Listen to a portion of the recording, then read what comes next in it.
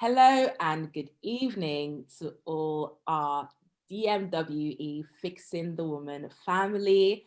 Once again, thank you for joining us today. We are always blessed to have you with us.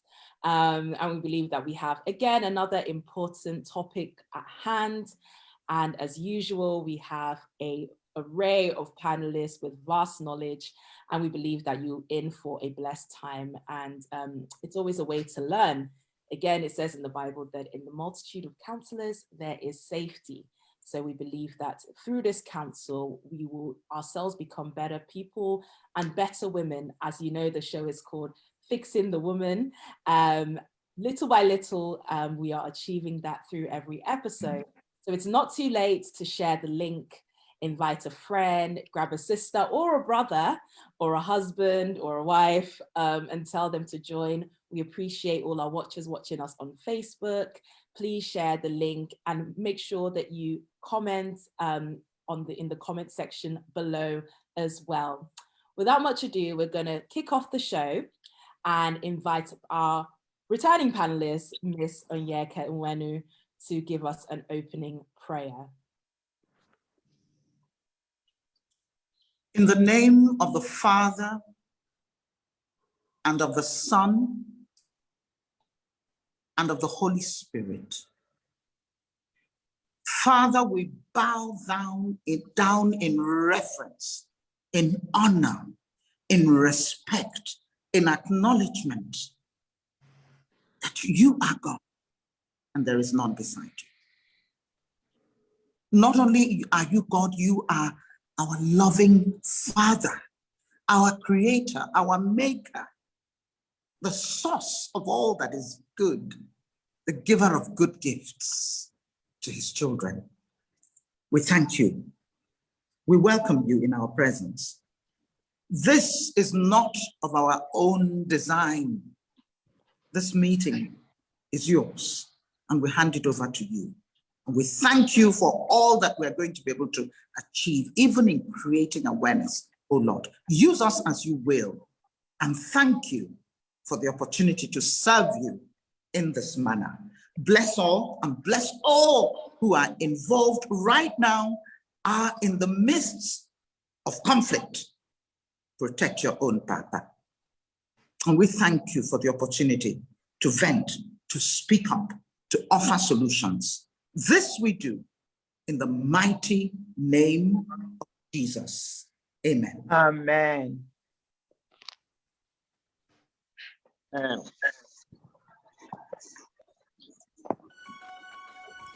Welcome once again to Destiny Moments with Eunice, Fixing the Woman.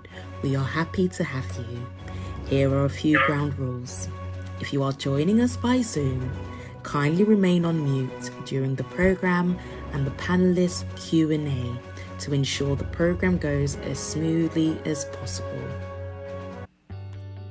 Don't forget to share the Zoom or Facebook link with a friend.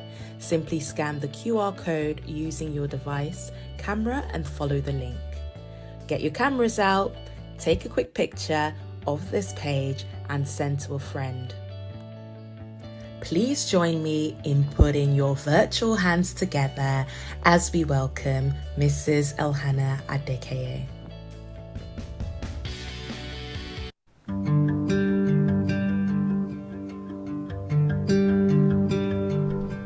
Wrap me with your melody, you surround me with song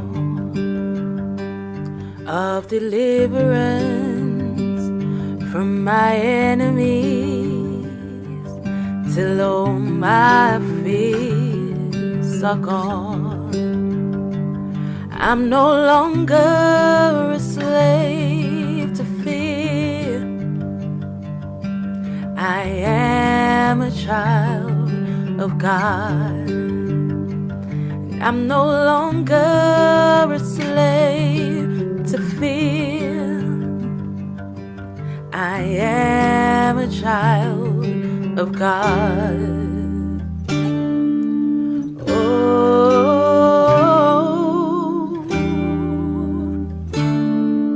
Oh,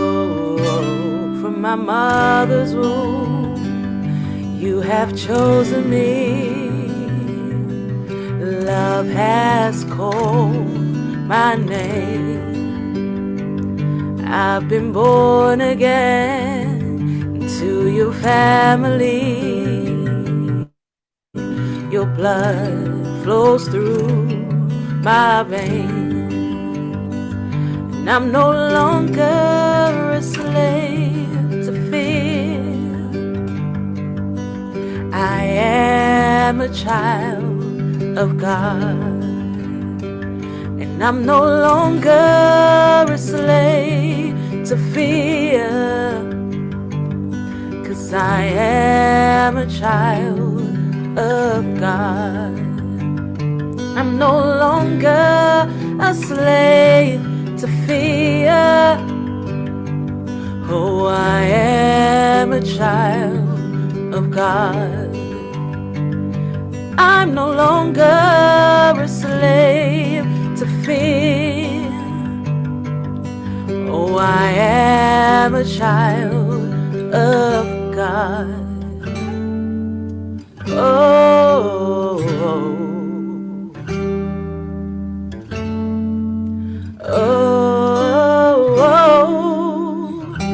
I am surrounded by the arms of the Father, and I am surrounded by songs of deliverance. We've been liberated from our bondage. We're the sons and the daughters. Let us sing our freedom. Oh, oh, oh, oh, oh, oh,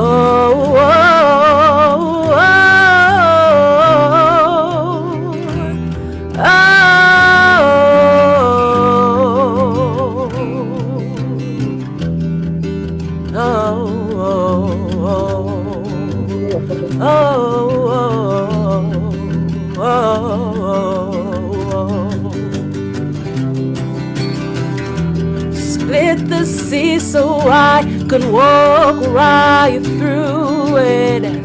Your fears were drowned in perfect love. You rescued me and I can stand and sing. I am a child of God. Hey, you split the sea so I could walk right through it. My fear was drowned in perfect love.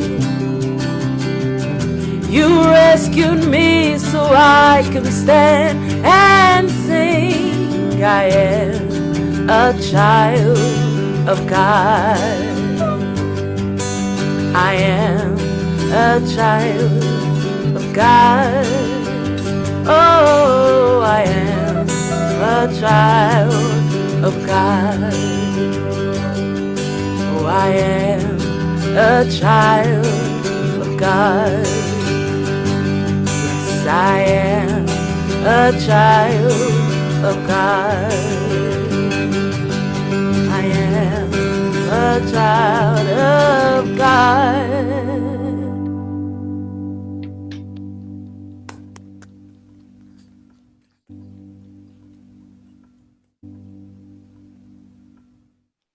And now for an introduction of today's panelists.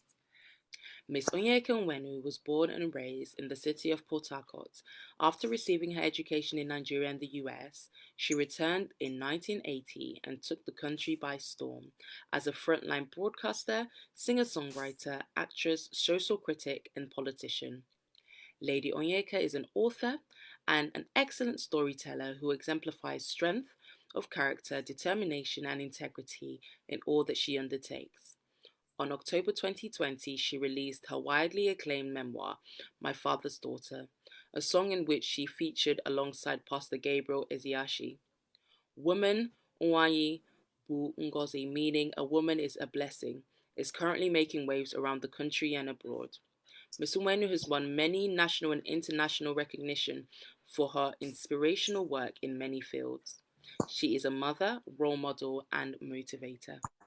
Pastorino Mokri is a #1 best-selling author and former presidential spokesman. He is a pastor, an avid traveler. AIG Hilda Ibufuro Harrison was born on the 4th of March 1959 in Benin City. She attended Arinze Primary School, Benin City, and had her secondary school career at Adesua Grammar School in Benin City, before proceeding to the University of Benin, where she obtained a Bachelor of Science degree in Political Science. She participated in the National Youth Service Corps in River State College of Education, Port Harcourt. On the 1st of January 1984, she joined the Nigerian Police Force as Cadet Assistant Superintendent of Police and was trained at the prestigious Police Staff College. Following her outstanding performance, she became the first female officer to clinch the coveted Sword of Honor. She began her career in Kano State and served in different states including Delta, Rivers, Bayelsa, and Edo in various capacities, amongst which are Officer in Charge of Anti-Fraud Section at the State CID, Kano Command from 1986 to 1987, Officer in Charge of Confidential Registry, River State. Noted for her uncommon display of professionalism and investigative skills, she was twice posted as Assistant Commissioner of Police in charge of the State Criminal Investigation and Intelligence Department, Port Harcourt, for a total period of 6 years. Not done with academic pursuits, she got admission into River State University of Science and Technology, Port Harcourt, to study law and graduated in 2002 and proceeded to the Nigerian Law School, Abuja, where she was called to the Nigerian bar as a barrister and solicitor in 2003. She is a member of the International Bar Association, Nigerian Bar Association, National Association of Women Police Law Enforcement Executives, International Association of Women Police Officers. AIG Hilda retired from the Nigerian Police Force on the 1st of January 2019 after 35 years of service to the Nigerian nation. She is presently the Managing Solicitor of Hilda and Harrison Legal Practitioners with head office in Port Harcourt, Rivers State. AIG Hilda is blessed with children and grandchildren. She is not only a role model, mentor, and source of inspiration to most women in the Nigerian police force, but an epitome of discipline, integrity, and loyalty in service. Her hobbies include reading, listening to music, dancing, and playing golf. Brigadier General Bawa Jacob Hassan was born in 1972 and attended Pilot Preschool and GSS Buhari, Abuja. He was admitted to the Nigerian Defence Academy in 1992 as a member of the 44th Regular Course and was commissioned into the Corps Nigerian Army Signals 1997.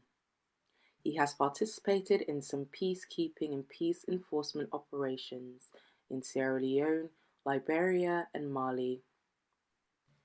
In Nigeria, he has taken part in several operations, amongst which are quelling the Sharia crisis that erupted in Kaduna in 2000, when some states were declared Sharia states, anti-illegal bunkering and oil theft operations, anti-kidnapping operations in the Niger Delta, Northeast operations to fight Boko Haram terrorists, and other internal security operations.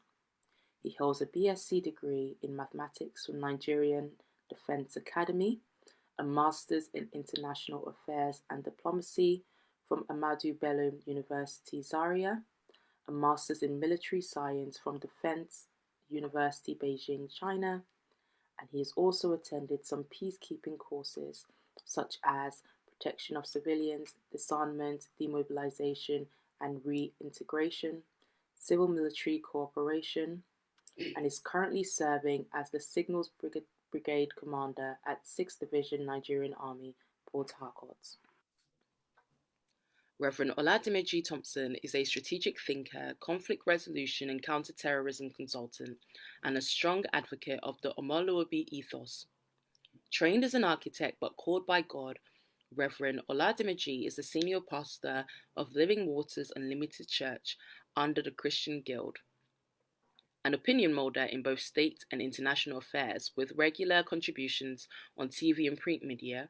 He serves on the board of several accredited NGOs, including Gabsawa's Women's Initiative, the Macedonian Initiative, and the Omoluobi Network.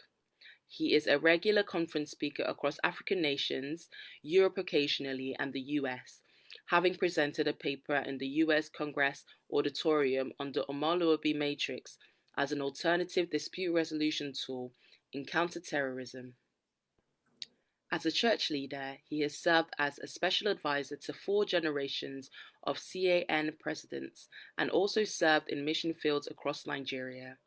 He has authored several bestseller books in hardback and audio forms, including titles like The Lamb of God in the Foundations of Nigeria, The Devil's Arithmetic, The Kingdom Gospel Solution to Boko Haram's War, How to Deploy Psalms, Hymns, and Spiritual Songs, The Mind of Christ, Jacob's Agenda, Decoding Dreams, and many others.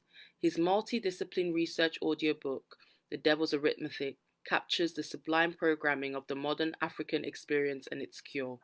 He is a bridge builder with deep investments in northern Nigeria and has served as a voice to the voiceless in many parts of the country. He is married and blessed with children. Major General John Michael Ogidi was born on the 8th of December 1959 in Bayelsa State. He was admitted into the Nigerian Defense Academy as a member of the 26th Regular Competent Course on the 28th of June 1979 and was commissioned into the Nigerian Army Signals as a second lieutenant on the 18th of December 1982.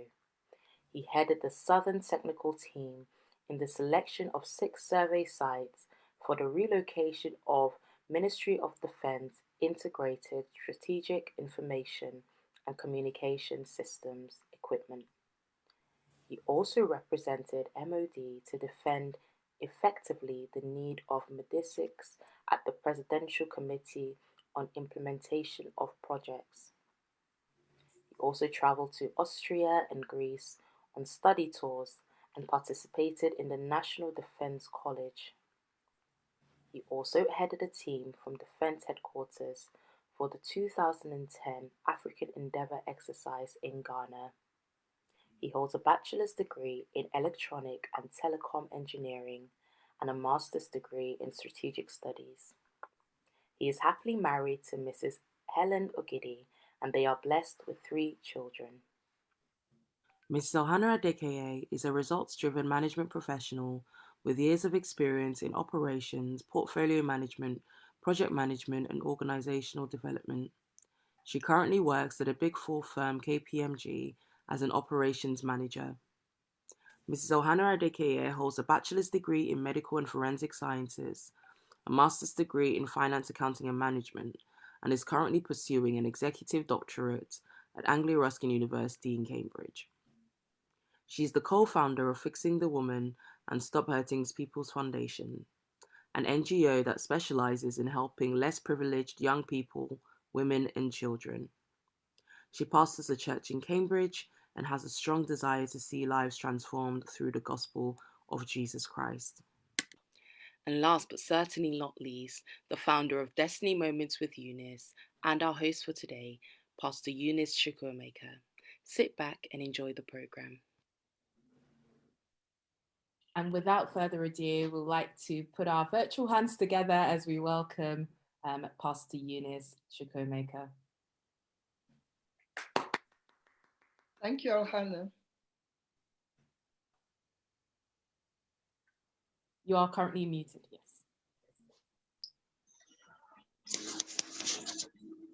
Well, all our panelists, our esteemed panelists, have been warmly welcomed. Once again, welcome. I welcome all of you, esteemed panelists. We have the privilege, in fact, we're elated to have all of you here. Major General Gidi, welcome. Brigadier General Bawa, welcome. Pastor Reno Omakri, welcome and congratulations.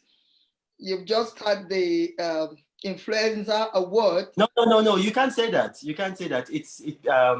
I have a non-disclosure agreement. It has to be announced on the day of the award. Okay. Off record. Okay. Okay, I'm elated in the inside. Yeah, Pastor Mokri, welcome. Thank you. AIG Harrison, welcome. Pastor Thank you. welcome. Antonieka, welcome. Antonieka, welcome. The woman I want to be like. Today it's all military. The woman I want to be like when I grow up. And my co-host, welcome. I'm sure I've been able to welcome everybody.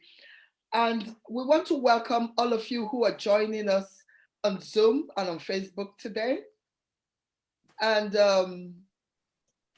if you're just joining us for the first time, this is DMWE Fixing the Woman. This is a mentorship set.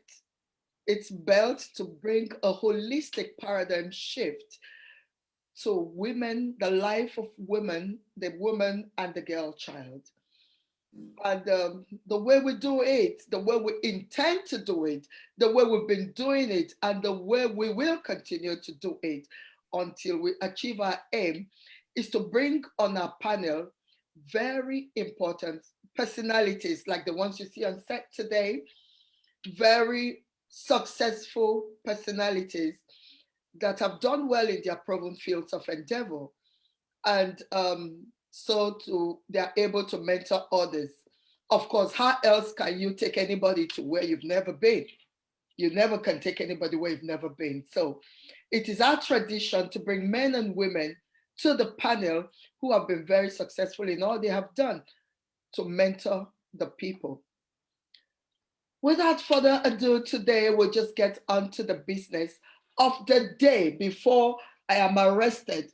Well, I will not be arrested today because I'm wearing khaki too, even though my khaki has no label.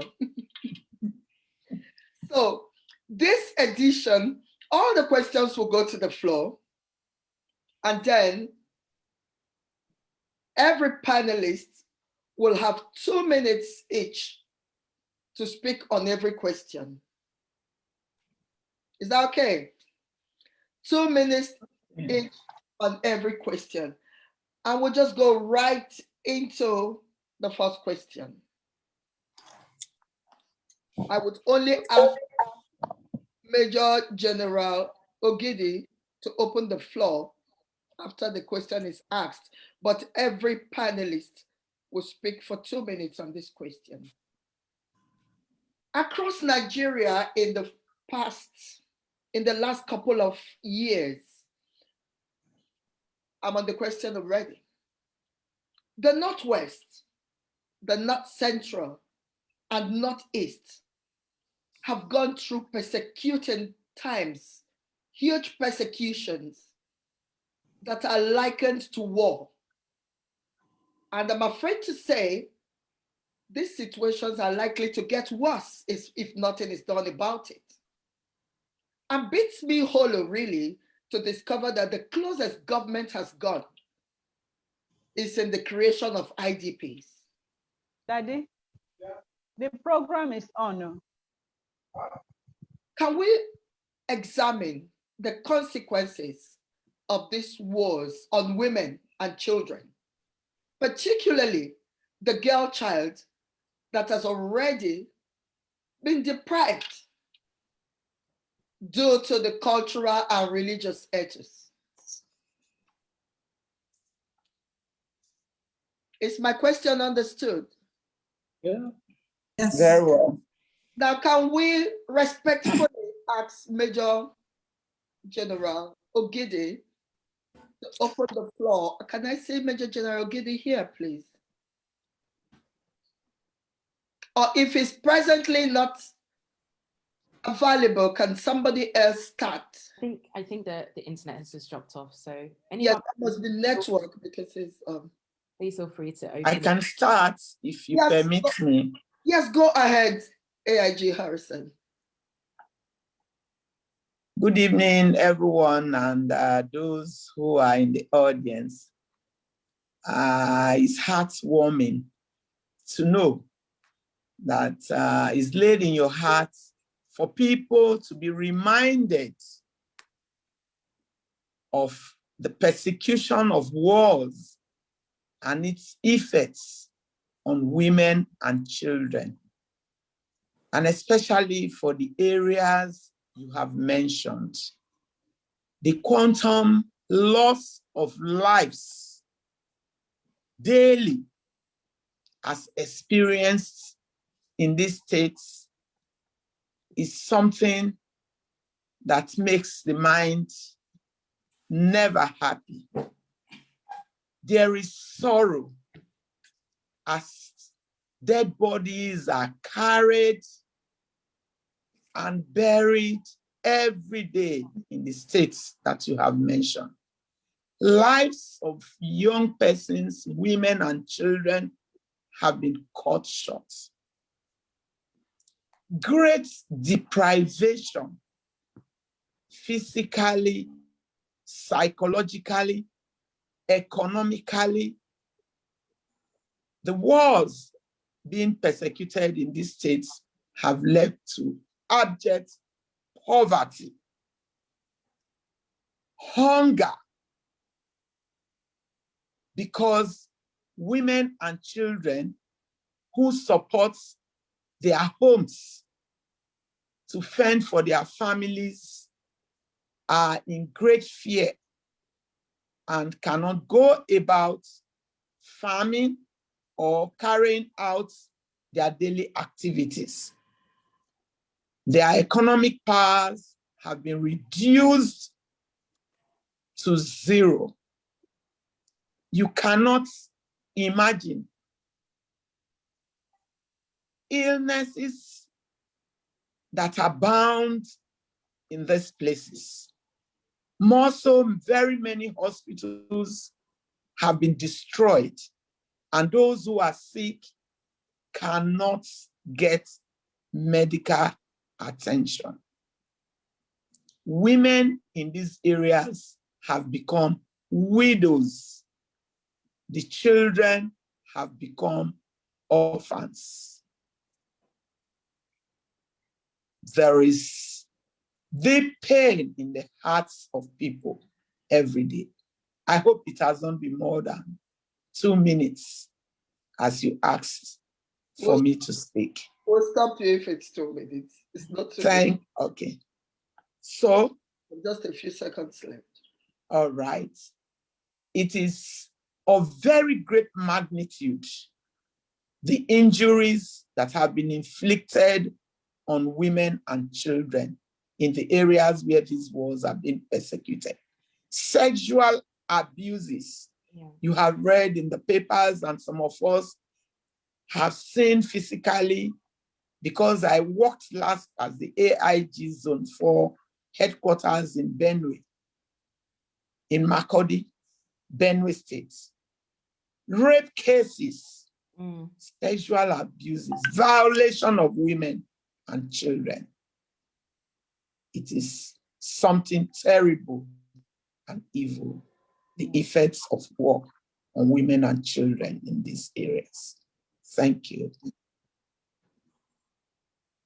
Thank you, Mrs. Harrison. Maybe for the sake of time, I might go next. Is that okay? Yeah, that's fine. It's open. All right. Okay, so what's happening in Nigeria, especially in these areas that we talked about, the Northwest, the North Central, and the Northeast? A lot of people think that Boko Haram and terrorism is a problem. They are not the problem. Those are symptoms of the problem. What is happening in Nigeria is a Malthusian paradox. Reverend Malthus has already said it, that anytime you have population outstripping the economic growth, you're going to have these kinds of problems: war, disease, and famine. And if you look at the countries that are experiencing this issue, look at Somalia, look at Yemen, look at Afghanistan, Iraq, you will see that these are countries where the population has far exceeded the economy. So if you take Nigeria, for instance, if you go to the United Nations Fund for Population and you look at the countries with the highest growth rate, you're going to see Nigeria as number one. But that is deceptive, because if you take Nigeria and you divide Nigeria, you take the south away and you just have just the north. Northern Nigeria has the highest population growth rate on earth.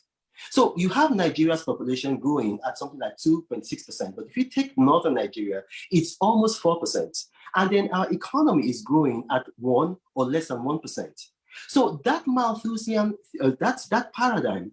So even if you remove Boko Haram, remove terrorism, the situation is not going to get better. It's going to get worse. What we have to do is that, you see, if you want to improve security and improve the economy, you have to empower women. You've got to build schools, and then you have to set up laws in the states whereby it is illegal to have a child that is not in school. And then if you see a child, because in Northern Nigeria, you got 13.5 million children out of the school system. Nigeria is the headquarters for out of school children. So you have a law whereby if a child is out of school, you arrest the parents, throw them in jail. Now, that will force people to, because if you empower a man, you're empowering an individual. If you empower a woman, you're empowering a society. So we have to get our girls in school, because when you have girls in school, not only are they going to be empowered, they're going to have less children, and then they're going to be having children later in life.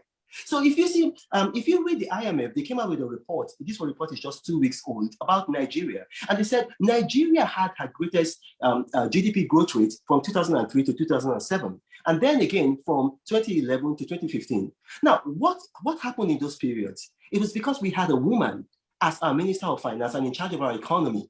Women, because if you read Genesis chapter 2, verse 18, when God was creating a woman, he said, look, I want to create a helpmate, a helpmate. So if man could help himself, there would not have been any need for women.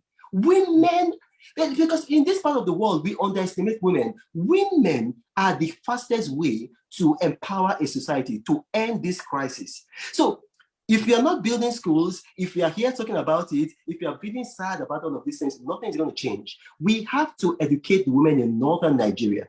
Women in Northern Nigeria, in fact, they even do not have power over their own reproductive rights. Their parents decide who they're going to marry, when they're going to marry. All that has to stop.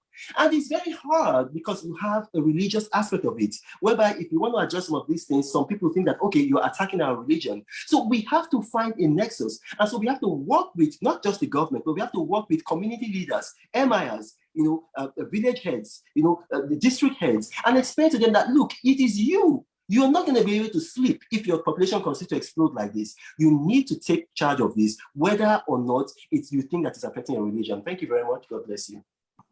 May I just quickly come in there and that it's all tied in together. The non-empowerment of women and girls and the limiting factor of Boko Haram in these particular areas and other insurgencies and groups that, there's no point we know who they are. There is no way you can empower women and girls in those societies where that kind of environment has now been accepted. There's armed insurgency, they cannot go to school. You have been the strong person behind the release and the freeing of Leah Sharibu. You know the facts I'm talking about. So they are both, it's a question of which came before the chicken or the egg. Somehow they go hand in hand. We can enumerate all the problems and all the ways to solve them.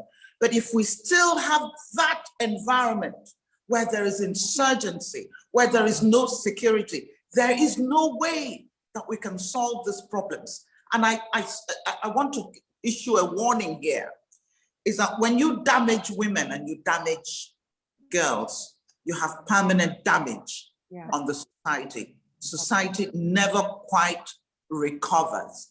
Sure. These are the future leaders. Not only that, they bear the children. They raise your future leaders. I am a child of war, a young girl of war, been through it, been there, done that. I know the effect. I know that society that we had before the Nigerian Civil War is not the same society we had after the Civil War. There's a desecration of values and priorities that society may never recover from. And that's the urgency of these issues. But I think my brother, Pastor Reno, they all go hand in hand.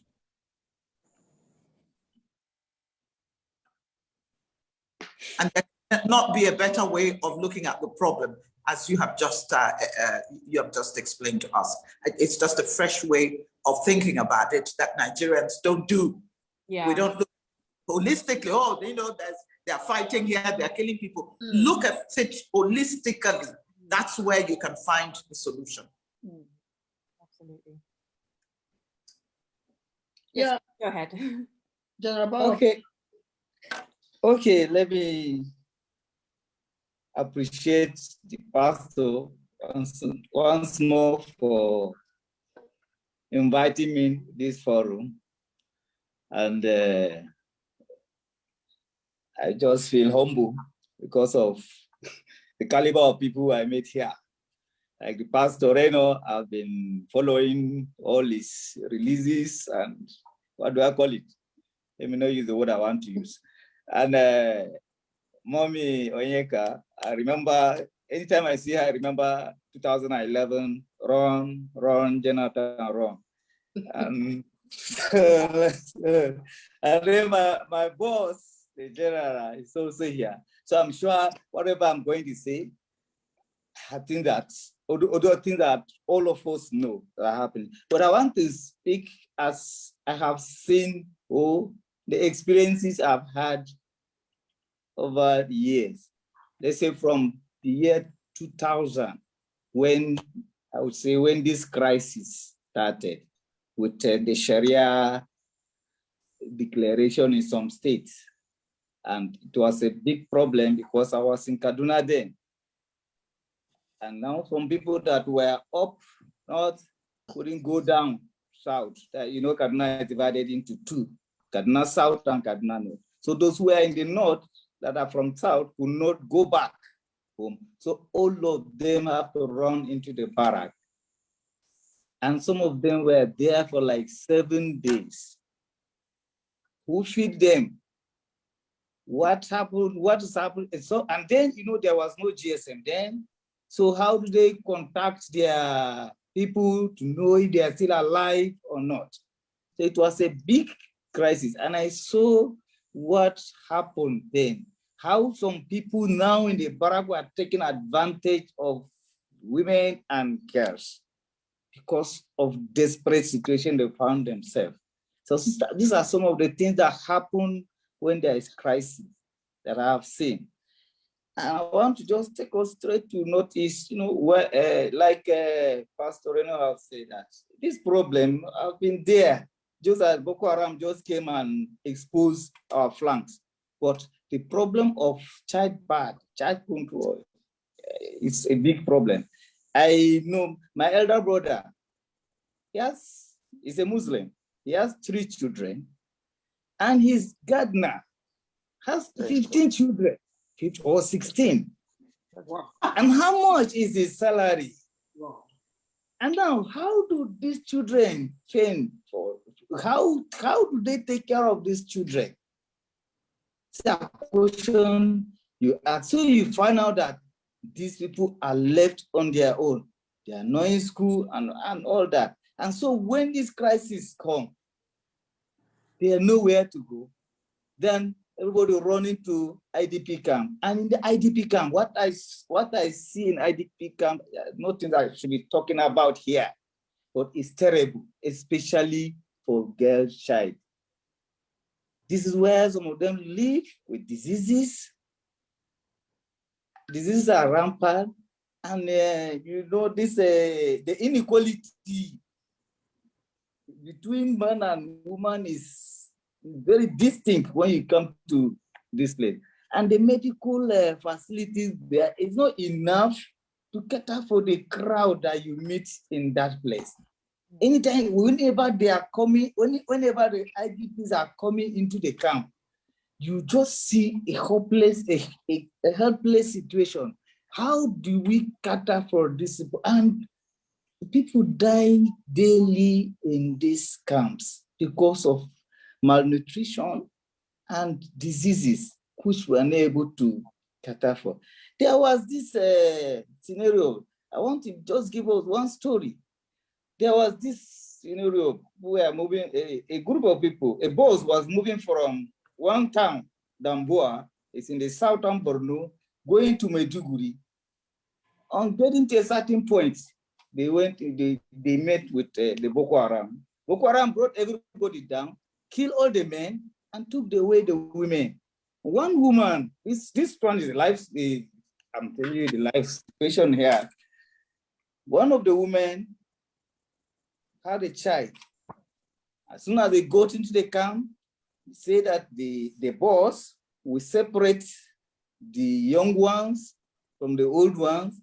The boss take the young ones and then leave the remaining old ones to those who maybe were breastfeeding and other things, like this particular woman had a child. And the man that they got that she was married out to became jealous of that child, that one day she went to fetch water. On return, he has killed this child. And there is nothing, the woman cried and cried, there is nothing there. And it got it, and now they started producing their own children.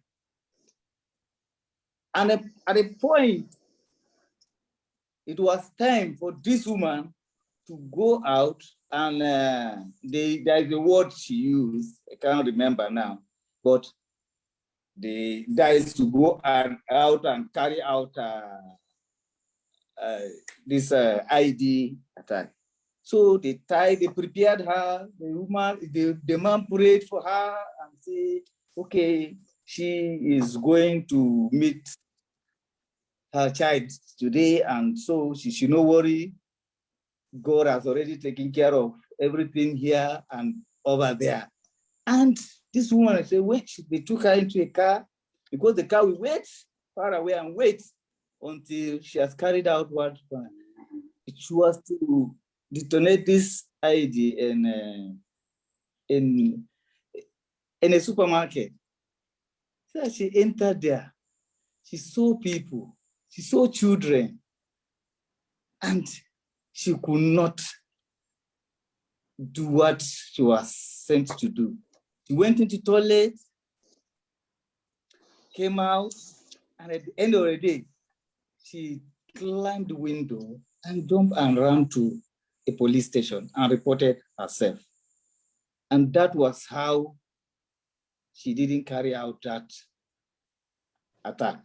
But she said that is what they have been doing every day. And all they use women to do that. So you see that these women become so vulnerable. No. What they do, they hypnotize them, that they don't even know what they are doing. All they know is how to just detonate that bomb, and that is all. So many things we see in the camp.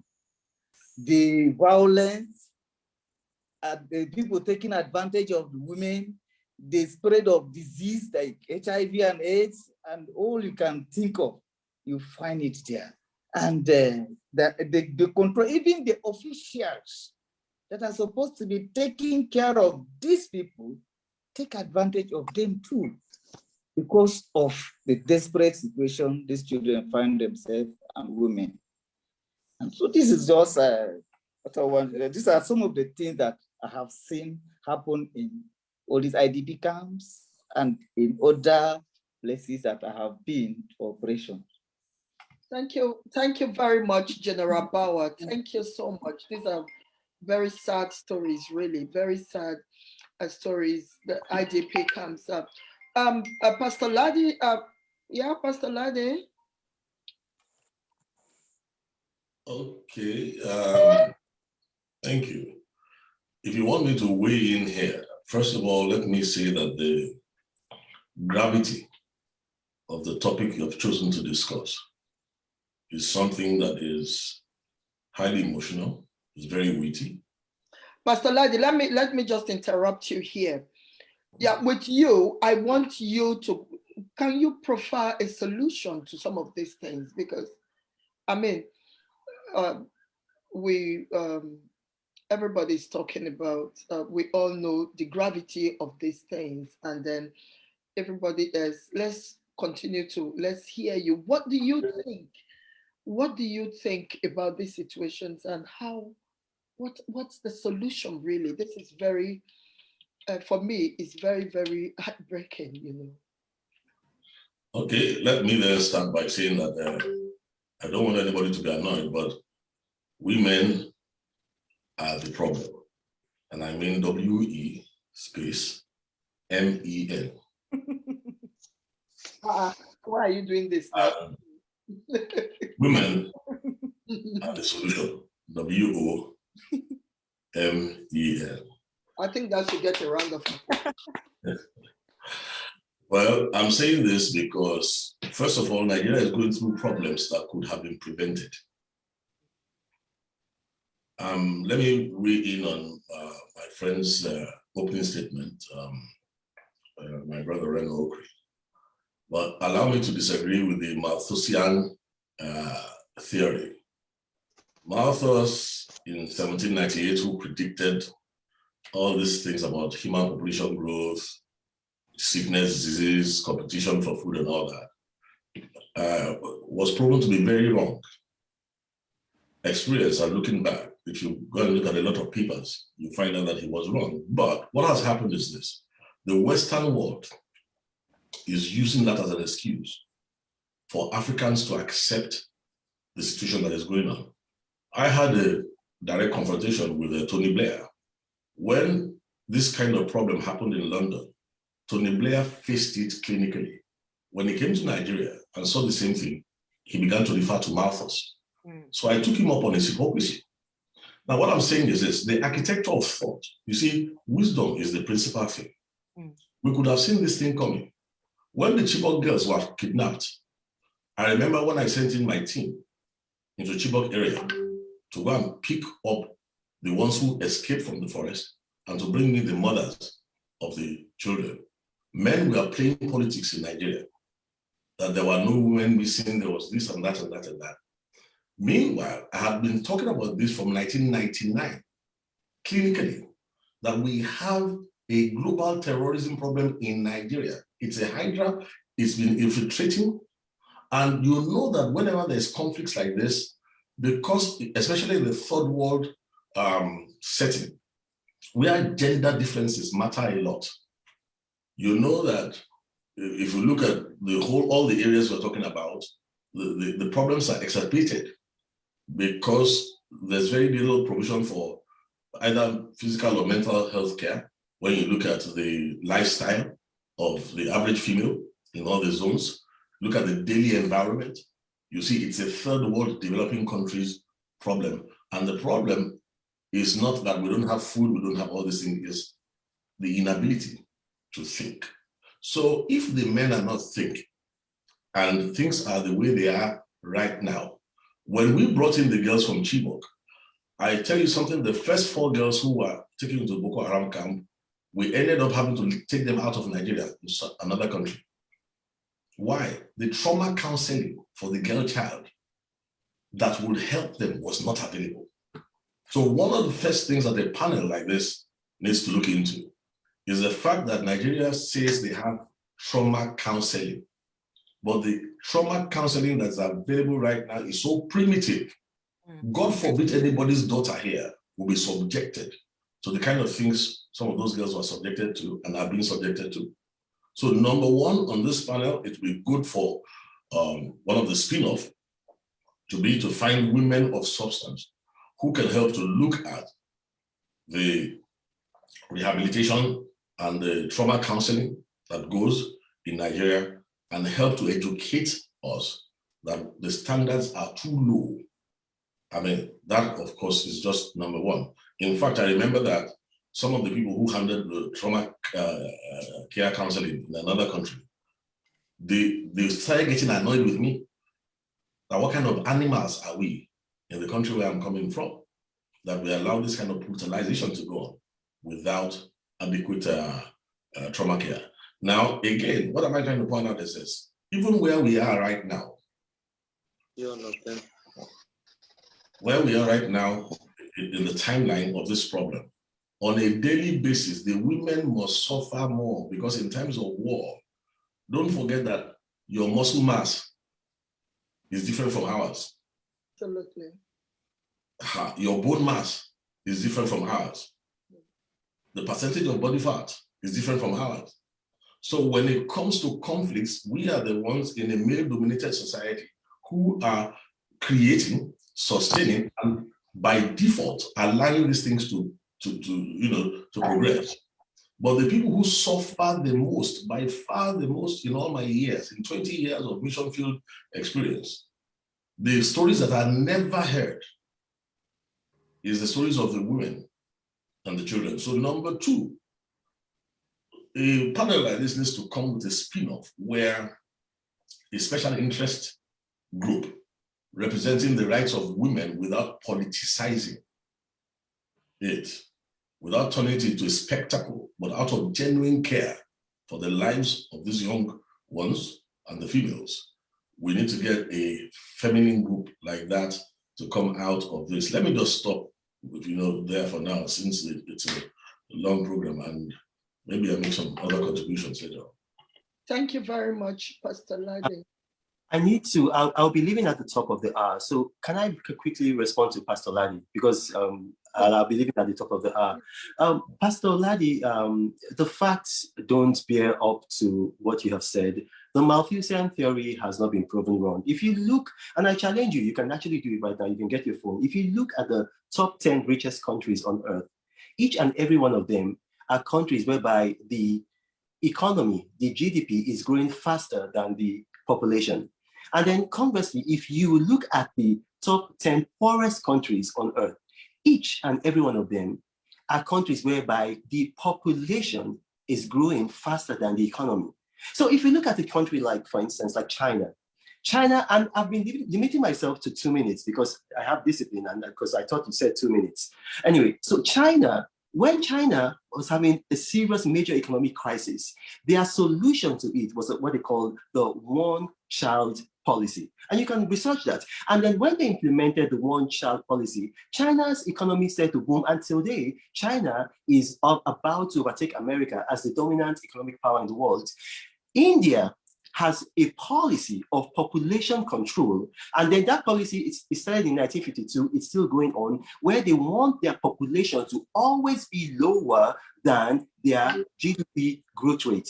So this applies. I mean, if you in the public sector, and you in the private sector, you begin to understand that you see things differently without addressing that issue. And the only way that issue can be addressed is by educating women. And it's not something that must be done only by the public sector. I'll give you a very good example. We don't need to reinvent the wheel.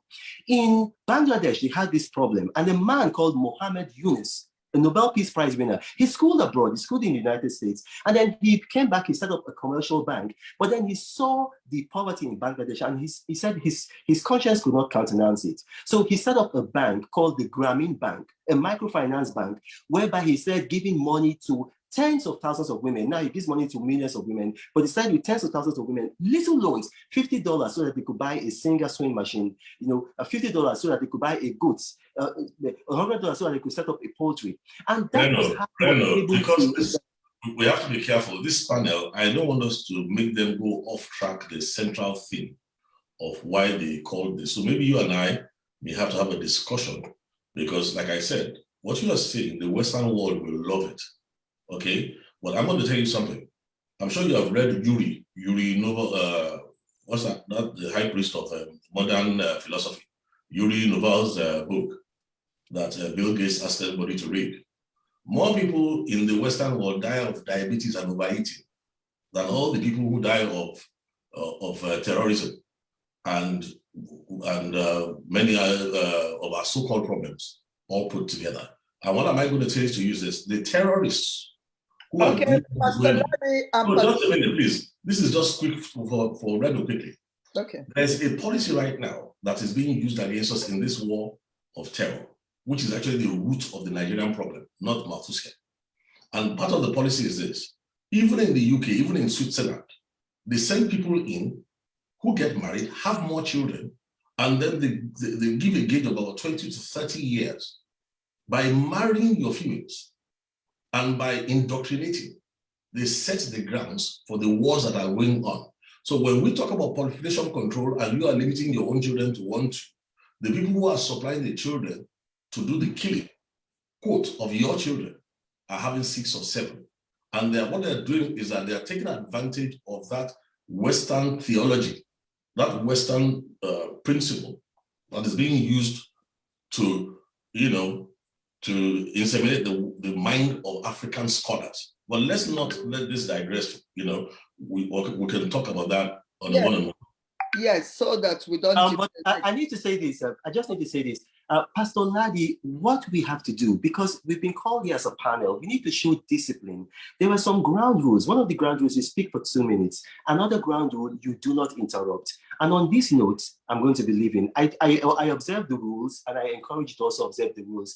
My daughter is having a prom in the United States. A lot of people, a lot of children are having their prom today, and I promise to take her to the prom. That's why I have to go. If not, I really wanted to be here. God bless you, everybody. Thank you. Thank you very much. Thank you. God bless you. Thank you so much for coming. Along to the next question.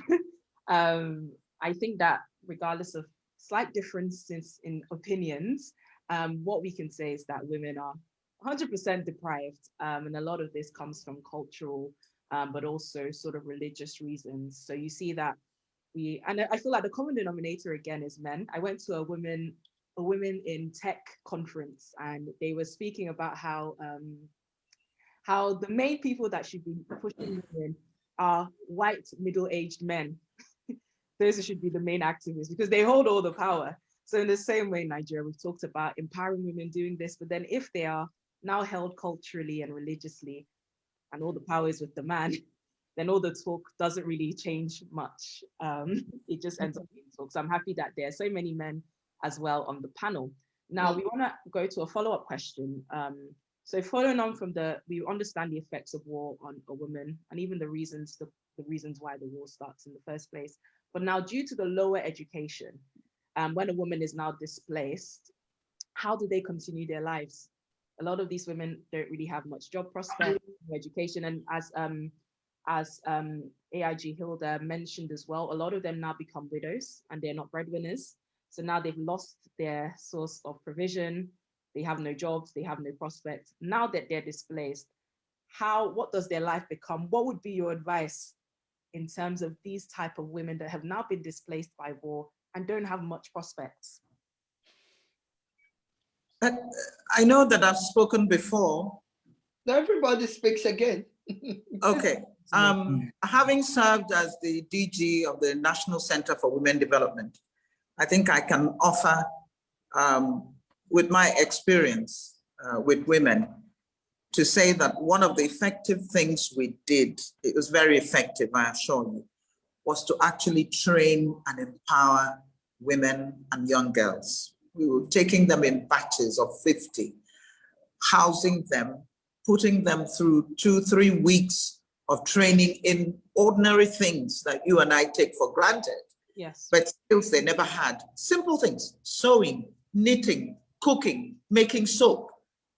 All those basic things that society, you see, I look at this society and I wonder, when we say there are no jobs and there are no opportunities, it really makes me angry, because with our population, all we have are opportunities. If we service our own population with those basic things, and we can train women in small scale and middle scale enterprises, we can build this core source, this core platform of women who now proceed to educate themselves and get further training and become employers of labor. Yeah. And not just people roaming the streets. It can be done. But as soon as we started doing it, and its effectiveness was being seen, I was removed there, and nobody has cared since then. And this is the broken bridge that we have in all this, our conversation, because the solutions that have been profiled are solutions that we can do today, tomorrow, within our communities, within our NGOs, within our churches. You can take your sphere of influence and say, what can I do for the number of women that are within the sphere of influence? You can begin to do it now. You don't have to wait. We don't have to many more conferences. We have the solution, and that is the training and empowerment of young women, and the youths, the boys as well. If we can do this, we can begin to scratch the surface of what is an enormous problem for this country. So true. Yes. Thank you, Auntie Oyenka. Your experience bears it all.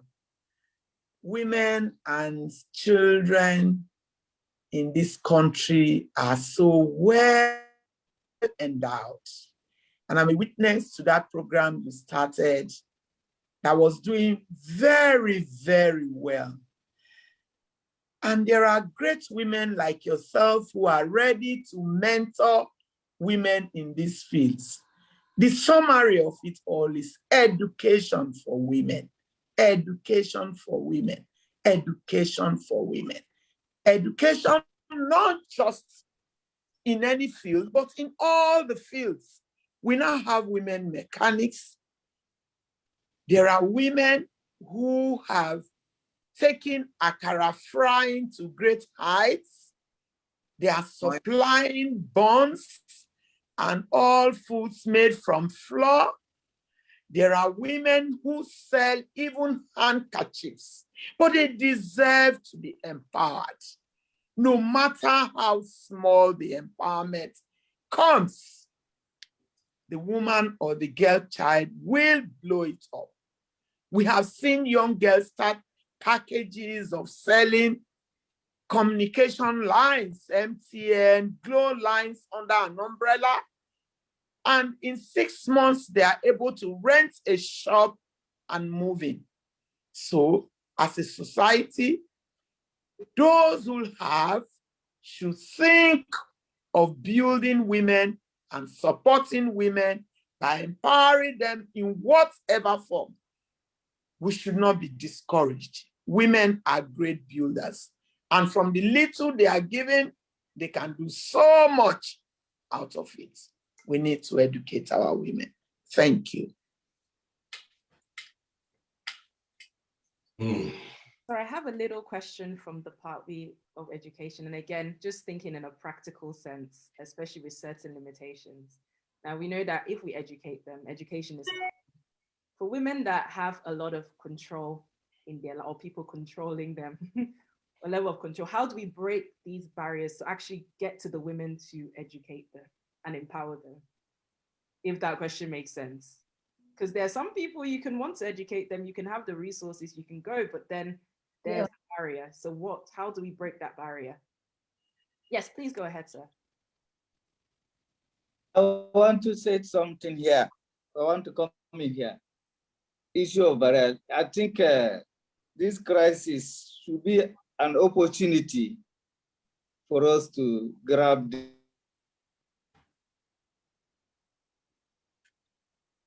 these children. I was in notice that for us to finish, to be able to fight this battle well, is it possible for us to remove these IDPs even far away from the battle area? Because most of these IDPs are still within the battle area. And I believe if we are able to do that, maybe move them down to Abuja, let them come to Abuja and all the way from Maiduguri to Abuja, keep them there. I believe if we do that, we'll be able to, the NGOs and others will be able to reach out to them and give them this education we are talking about. Because most of them don't have parents anymore. And so who is that one that's going to place that barrier against them being educated when they have seen somebody that is coming to offer help that that is needed at that moment. So the issue of reaching out to them, reaching them or a barrier at the moment, I don't think that if we are talking about crisis situation, I don't think that barrier exists during crisis situation, but because everybody is looking for who will take care of me and who will give me the real care, not the one that want to take advantage. And if we have people like you that want to give this real care and educate these people, please, I encourage us, because I know it's difficult for some. If there is a way we can get to the government and let them see reason to pull these people out of the battle area or theater and to a safer place where people that want to help them can reach them, I think it will help us. Thank you. Okay, can I weigh in here on this discourse? Now, I really appreciate everything that has been said, but you also know that I am well represented in the war zones. So my daily pain is the reports that I get. Now, I think we need to do a reckoning quickly. We have a systemic problem in Nigeria. And it's that systemic problem that terminated the good work my beloved sister was doing. And until somebody tackles that systemic problem, all good persons who have good ideas, they will continue to be terminated because of the systemic problem. Now, to complicate it, we have a new war form that has joined our systemic problem. And that new war form is not only cold, it's calculating, it's unrelenting, it's merciless. And it's cold, merciless, calculating, and it is opportunistic. So it understands all these things you are talking about. And that's why it is taking advantage of all these flaws. So what I'm trying to point out is that unless we expand the architecture of thought available in the country right now, Nigeria, under the next 7, maximum 10 years, will be history. And it will not go the way we thought it will go. It will go because we were not thinking at the level at which we ought to have been thinking. So what am I going to point out to you is that to change the game right now, we're going to need people like my sister to put on your battle fatigues again. And I'll give you a good example of how to create a disruption. We have a systemic problem, we have a war going on. This war and the systemic problem thrives on division. The advantage we have as Christians is we have the ability to love, even our enemies. Now, one of the worst people affected by this, like the general mentioned there, were young women. Young women who are suicide bombers. Now, we have found out that in the so-called rehabilitation exercises, when you even capture radicals, the radicalization process works for men. The success rate among women is the lowest in the world, anywhere in the world. Once a woman has been radicalized, it's difficult to get her de-radicalized. And that's because when a woman does something, she goes for it whole-hearted. And so when the things don't work, there's nowhere for the woman to go back to.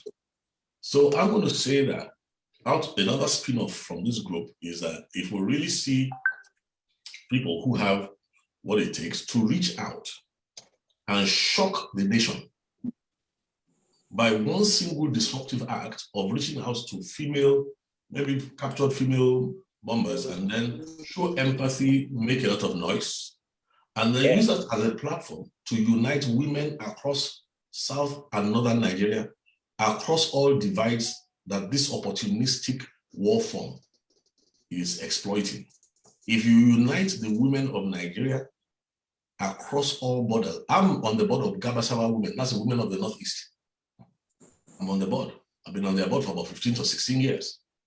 And I can tell you that if the women in Nigeria ever build a bridge to share their common challenges, to share a common platform, not caring whether there's a call for Boko Haram, ISWAP, or for Oodua Republic, or for Biafra, or for this or for that, but actually have the women bond together to demand of Nigerian men and to demand of the nation at least basic value to human worth. After all, you are the ones who carry pregnancies. Men don't carry pregnancies. So if we use this low tech and actually bond women across the country and unite your voices, I can tell you without firing one shot, God in heaven himself will back the women of Nigeria up, and you may help us to avert the looming national disaster. Yeah, thank you very much, Pastor Ladi. I can't say General Gide here. He's going on and off. How are you? I think he's having issue with his system. Okay. Okay, then. Thank you so much. And so much has been said on that topic. Let the women come together, build a common bridge, educate the woman, educate the female child, educate a woman and educate the whole society. When you give a woman a pregnancy, you give her a drop of whatever it is you give her, she gives you a whole human. A woman has the power to multiply. Having said all that, and like Pastor Reno said, put the people in jail if they won't let their children go to school. Yeah.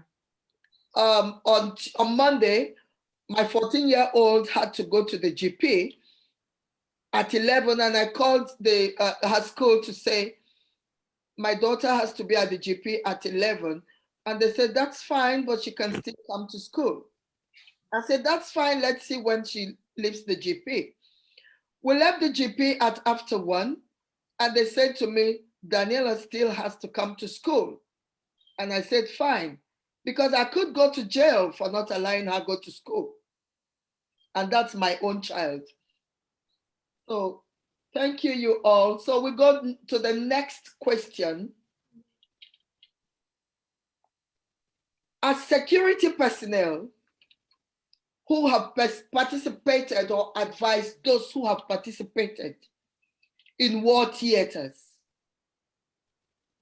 what do you think government should take home in this situation that has befallen Nigeria? Truth be told, a situation has befallen Nigeria. Nigeria is at war in denial. This is war. Nigeria is at war in denial. Especially of a very special note, the train bombings in Kaduna a few days ago here. And then all the trouble at the airport, all the vandalization, everything that happened, that's war. War could never be more war than what it is. But Nigeria is at war, but in denial. So as personnel, security personnel who have participated, we have some of you who have participated in war theaters here, and some of you who have advised those who have participated in war theaters. What do you want the government to take home about what this situation of war in denial that has befallen Nigeria?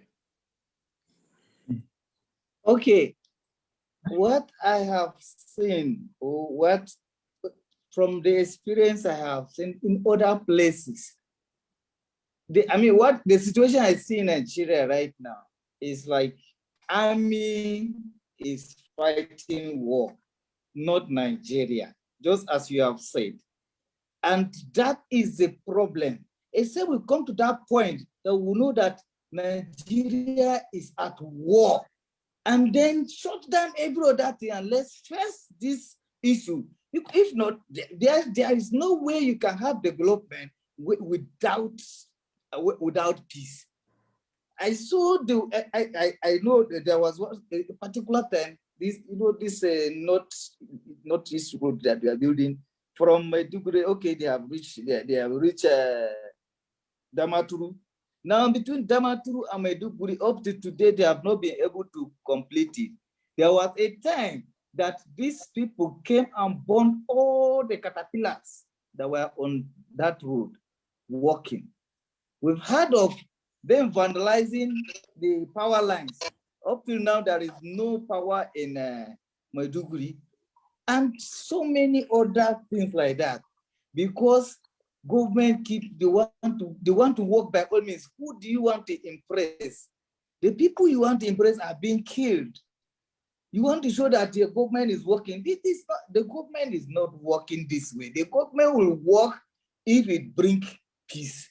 And so I think we need to sit down and talk to ourselves and agree that the nation is at war.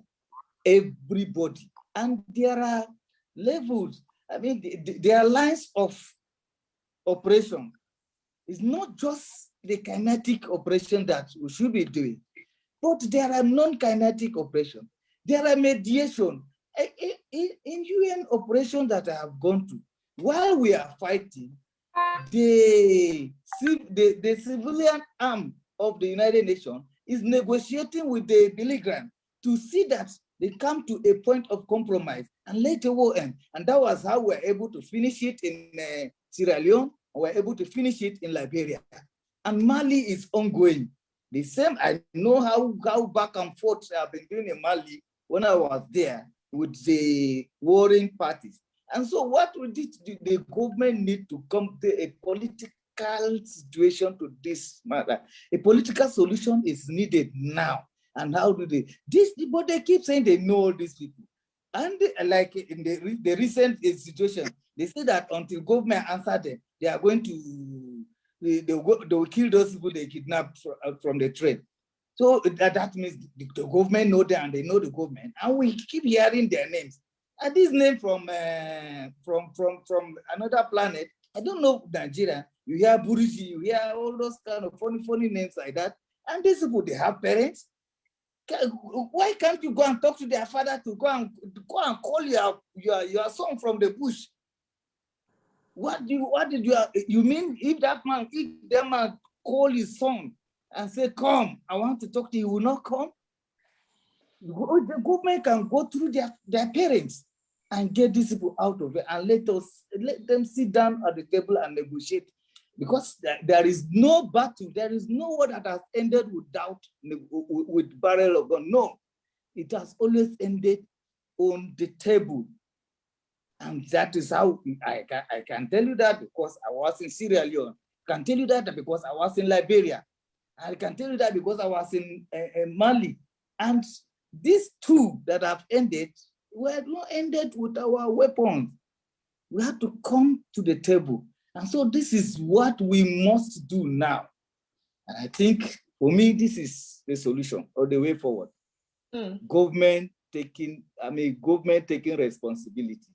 They agree that we are in war and we need to intervene now. Thank you. Thank you, General Bauer.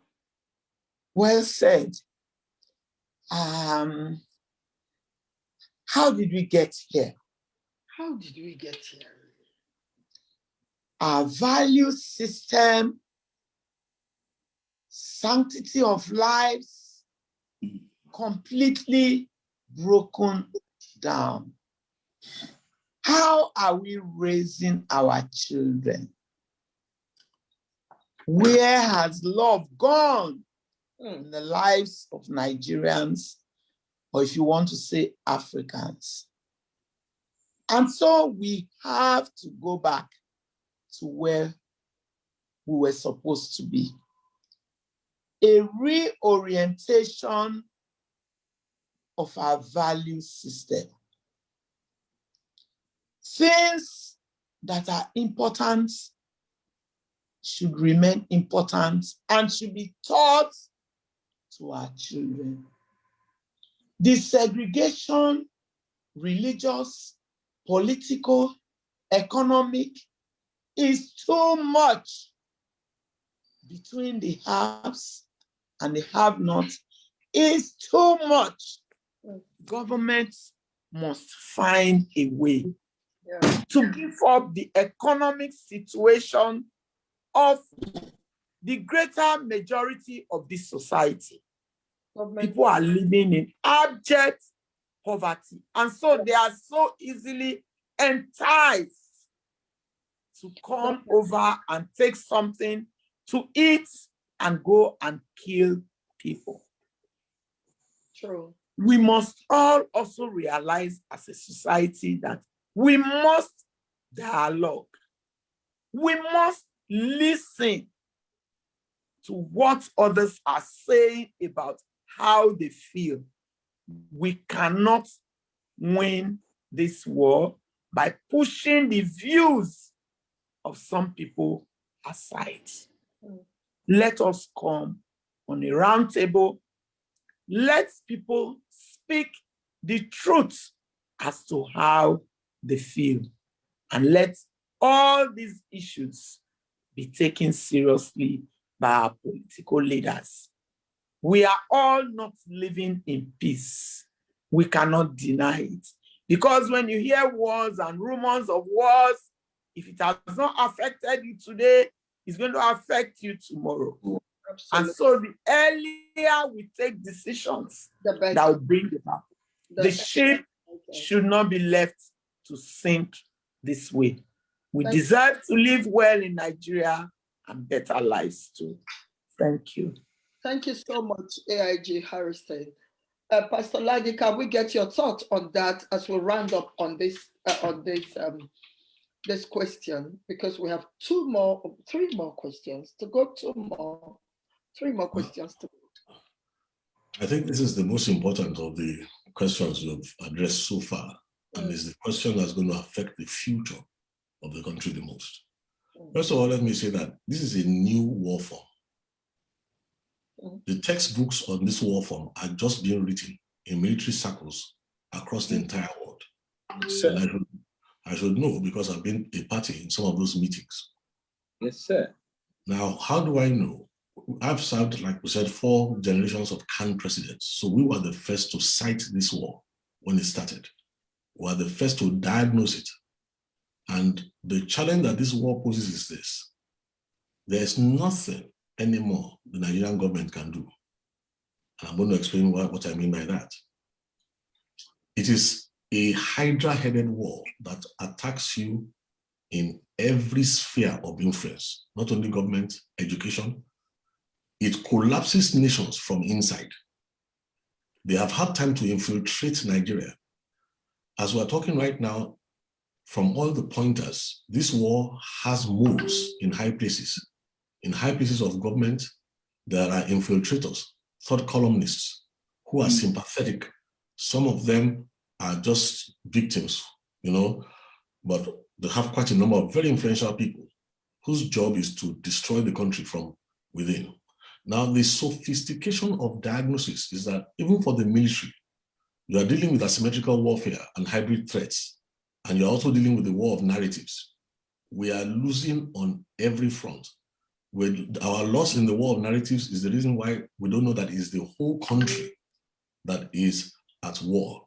So what did I say that there's nothing the government can do anymore? This warhead is a global form. It has access to global intelligence. It has access to global connections with a local face. Now, even if we diagnose it properly, you're going to find out that it is the people now, no longer the government. If Nigeria is going to survive right now, statesmen, traditional rulers, cultural groups, I'm talking about non-state actors now. Yeah. People who have influence and who have the foresight to understand what is going on will realize that this thing easily disables governments from the inside. And from all intents and purposes, when we look at the policies that Nigerian government has been touting, for instance, when you capture Boko Haram, when you capture ISWAP, when you capture some of these groups, you say that you are rehabilitating their soldiers, and then you bring them back into the Nigerian army to join the regular armies that they were killing a few weeks earlier. Now, that tells you that for us to even have that policy at all, there's somebody somewhere who touted it. They have enough muscle to move it. I can mention many other policies that we're upholding right now in the country that show that the government is handicapped. Recently, I have asked that the country must at least minimum, must declare at least some 2 known persons as persons of interest. Yeah. To make sure that they are not moles who are influencing the president. Why do you think the government should do that, Pastor Ladi? Now, if the government does not declare them as persons of interest, for instance, if you have in the cabinet and close to the president, a man who has the president's heirs is a man who had known affiliations with Al-Qaeda, a man who pasted articles on terror websites, a man who was already globally well known for his sentiments. And then somehow he finds himself in the cabinet serving in this government. It's amazing. If you have a man who has written tweets openly supporting terrorism, you have a man whose statements, utterance is 2015, who spoke openly on NTA in 2019, who all his comments profile as a terror sympathizer, and who is a man of high intelligence.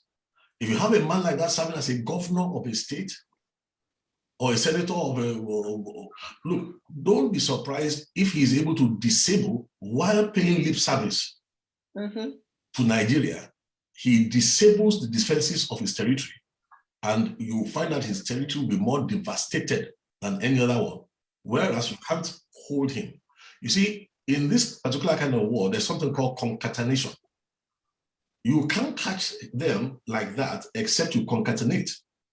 So the point is, if you declare this kind of persons POIs, persons of interest, and national attention is focused on them. Osama bin Laden was in Sudan for 6 years. In those 6 years, there were Nigerians in high places who visited him. Those lists are not, they're not, I mean, they are available all over the world openly. There's no secrets about this. Now, why in a country like Nigeria would you have the list of known terrorists, refuse to make it available to the public? On which grounds? Beats me hollow. That's why it is still a military war, not a Nigerian war. So the war of narratives we are losing. And as my beloved sister was saying earlier on, there are 4 things you must have in place if you want to defeat this war. And she mentioned one of them first of all. You must have a superior value system. Yeah. What is warring against us right now has a superior value system to the Nigerian value system. Absolutely. Another one of the things is that your architecture of thought must be way ahead of their own. Once they are thinking ahead of you, they are 10 steps ahead of you in thinking, look, on paper, Nigeria is gone. And why am I making this kind of statements? Is just in case we have enough elder statesmen, just in case we have enough cultural leaders, religious leaders, and people who know that this thing is just playing with Nigeria. And that what you see playing out in northern Nigeria is going to play out fully all over the rest of Nigeria. But it's going to be done and faced in such a way that you will know you are dealing with superior intelligence, and the people involved will start fighting themselves. And let me say this in closing, finally, because I don't want to even go too long on this.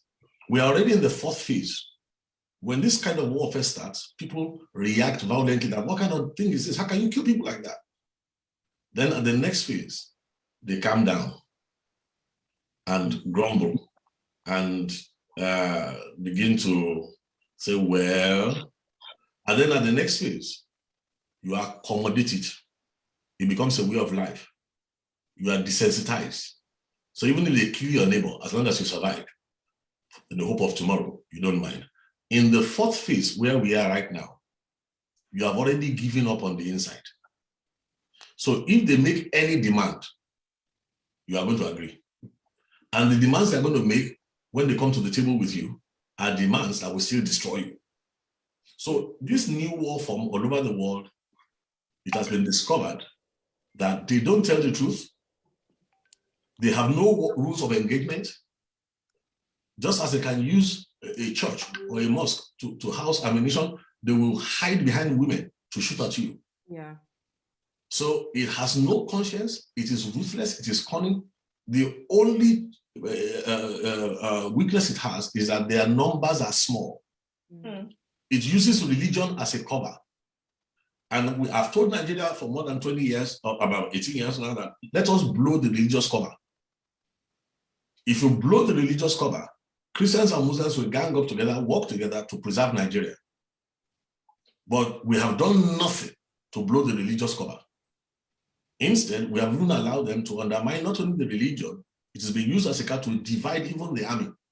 Because I can give you practical, look, the country is going. So from the forefront, I can give you practical things where instead of interagency cooperation, there has been interagency hostilities through the years. So a superior intelligence is destroying Nigeria. It is satanic. It wears a cover of religion. It is not religion. I just pray that some people somewhere will wake up on time, because there's nothing the government is going to do now, except the government is pressured into doing what is right. They obviously have disabled Nigerian government from inside. Thank you very much, Pastor Ladi, security advisor. I think Major General Ogidi is here now. Major General Ogidi, can we get your thoughts on this question, please? You're on mute, sir. Okay, I've been on and off, so let me just talk about briefly on the issue of how to address the security challenges we have, especially in the Northeast. It requires, just like Ba was talking, require that non-kinetic and kinetic approach. For now, we actually need to actually equip our military to move all out to do their own part, let them do their part, while the non-kinetic aspect, which is the political aspect, diplomatic and political aspect required to meet up. But I don't know how serious we are, because the pastor mentioned a lot of things that made me to be a bit frightened. Because I was involved in the breaking of peace when Avengers were blowing up pipeline in Niger Delta. And I singly, no other person involved me in the Niger. I was the only person. I was worried when the soldiers were getting crocodile smile started and they moved into the Niger Delta to quench the issue. But I knew that it wouldn't have ended up that way. And I was worried as a military, because first, if you look at my CV, I also undertook training on peace support assistant training. I was supposed to be a directing staff in United Nations peacekeeping in United Nations. But because I was a directing staff at that time in staff college, I was not released to go to United Nations. And so I was trained on it to negotiate, to mediate and all this. So when the Avengers crisis started, I tried to meet up some senior officers I know who could also meet with the president, and then meet. Then I now volunteered myself to go into the creek to meet with my people there. I had only one meeting. It was only one meeting I had when I went to the Niger Delta. It was one Baba Alfred Bubo. That was a man I contacted, and he was uncle to Tompolo. When I contacted the militant and said Tompolo was the key man behind it, I went to the uncle. They told me, when I got the uncle summoned all the kings in the Baramatu kingdom. And General Salam, who was head of the peace, who I contacted from the north, provided a private jet for me, and I traveled from Abuja to Wari and went to the creeks to have a meeting with them. And they gave me 3 points to present to the president. I knocked off the politicians. I ignored the politicians because I knew they didn't understand how to go about it, and their interest was purely for either money or other things. So when I had a meeting, these 3 issues that they gave me, 67 youths were arrested by the soldiers and they were taken away. They don't know where they were from the whole Niger Delta, indiscriminately. That this 67 of them should be released. Secondly, the maritime university should be open. then the soldiers would withdraw from the crocodile smile exercise that they were supposed to go on. These are the three things. And I came back and presented this to General Absalam. General Absalam went to the president. Of course, all of us are military people. So on the side of the government, we knew that oil had gone down from 2.2 that time down to 1.4 at that time because of the bumping that was taking place. And so the president shielded off all the politicians from the Niger Delta. Even amidst, none of them knew what was happening when he took action. That very day, the 67 who were in underground in GSS were released, and they were taken back to Oporoza. Then they wrote, he gave the instruction to SGF to write a letter to the National Assembly to open the University of the Maritime University, which was actually masterminded by the Minister of Transport from Niger Delta. But all of them were not, they didn't know what was happening. So the university was also open, the youth were returned, and then he called Buratai to call back the soldiers from Crocodile Smile. And that was how that Avenger stopped instantly. And no other person in Niger Delta did that, and I was one. Even though I didn't want people to know what was happening, I did it, and God took the glory. So it required sincere effort, even from the elders from the north and every other part, to approach this in this way Bawa is talking about. We are privileged. I was among the first 1990 to reach in Liberia. We were the first, and we knew how we entered Liberia, and we knew what happened. And so there are these issues. Then secondly, let me just stop on that aspect. So there's actually a need for people to work on the underground to solve this problem. If we're sincere enough, if we don't bring in the politics, because the politics is actually causing the problem and resisting the performance of the military to even do what's supposed to be done. The politics is actually the main problem. And I think Bawa is aware of what I'm talking about. So that is there. Then the other aspect of the women involvement in making policies on peacemaking policies. Women are required in every dimension. In fact, women are required. And this has to be deliberate, not because women have to fight for it. It has to be deliberate action taken by the leadership to integrate women in everything we are doing. Let me tell you, in 1997, I went for study tour in Tanzania. Nyerere was still alive when he handed over the power after 22 years ruling in Tanzania. Tanzania was the place where I went for study tour as a major. And at that time, even at that 1997, they have given 34% to women in every aspect of their governance. It was not that women didn't fight for it. Nyerere did it before he handed over the power. That was 1997. And up to now, it's women that struggle. What do you want women to struggle for? What in this type of this stage we are, that we don't want women to survive? Government has to deliberately put in place how to integrate women into every policy areas in our life. We don't need women to fight for it. So that's my position. And I don't know where we are now, but let's go on from continue with our discussion. Thank you very much. Thank you very much, General Gidi. That was very contribution. General, I think it's important that I address something the General mentioned. Since these are men of influence who can help us to at least influence the outcome of this war that Nigeria is involved in. General, we have done a lot of case studies on what you did in Niger Delta, and it was highly successful. Of course. Now, this new war form also studied what you did. And the person they chose, one of the persons that they chose, who was supposed to so-called do what you did, was young Gumi, the young sheikh, the late Gumi's son. What's his name again? Ahmed Gumi. The Nigerian government was practically going to appoint him as a rapporteur. If you remember very well, he was going in to go and see a lot of the radicals, the terrorist groups, and this and that and that. And everybody was applauding him, and he was saying how we must negotiate, we must this, we must that. Now, let me tie that up with Shekau, who blew himself up. And I'm sure you generals will know the real story behind why Shekau had to go. Shekau was killed by ISWAP. Now, why did we stop and dissuade the government from appointing Gumi as the intermediary, as you did successfully? Is because this new war form. Nobody appointed me. Nobody. I volunteered myself. Nobody appointed me. You volunteered.